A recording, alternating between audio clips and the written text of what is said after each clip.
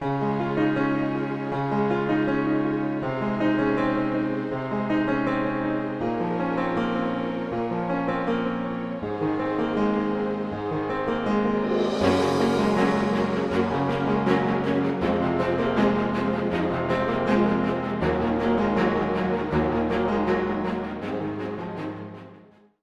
have been called to gain possession of the glory of Jesus Christ, 2 Thessalonians 2 and verse 14.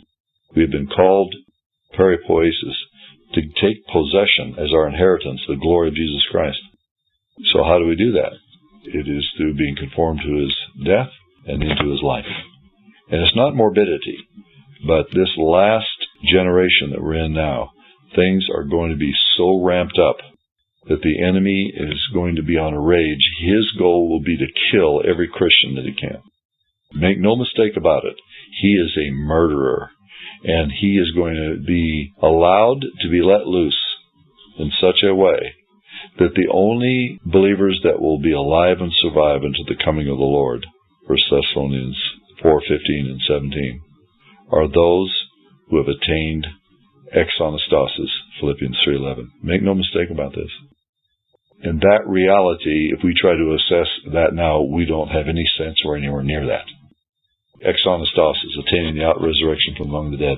As we look at ourselves now, there's no evidence in us where we are with reference to that goal, Philippians 3:11. But the day of visitation is the infusion of a grace that we've never known before. And that's actually mentioned in 1 Peter chapter 1. There's a grace that is going to be given in the revelation of Jesus Christ. And 3 times in the book of Peter, it talks about the revelation, and that revelation has to do with the last times, and a grace given, and that grace will produce the morning star. And it's in the context of the day of visitation. So when you look at 1 Peter 2:12, and it talks about the day of visitation, that's all in the context of 2 Peter chapter 1, verse 19, the morning star rising in the heart. Visitation unto that. What we're left with is the perseverance with the truth that we have to continue on, and knowing that the battle is going to get worse. It's going to be more intense. Should that discourage us? Depends on if Jesus Christ is really alive in you and me or not. Is He there? How do we know He's there? The Word of God says He's there. Do we have any sense or experience that He's there? I don't. I'm just me. I have no awareness that Christ is alive in me. Right now, I have none. Is He alive? Absolutely. Why? Because my authority is not what I'm experiencing. My authority is in the Word of God.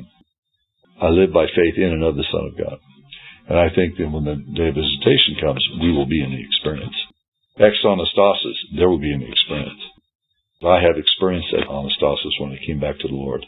Years ago on 728 Cherry Street in Sumner, Washington. I experienced it. I didn't know what it was at the time, but I'm telling you, I could not sleep. Jesus Christ was more real than me. Here I am, but in me, He was greater and more real than me myself, my very body, my physical existence. And I literally called everybody I knew at 2 or 3 o'clock in the morning and said, Jesus Christ is real, He's alive. It never even entered my mind that I'm calling them at 3 o'clock in the morning. It didn't matter.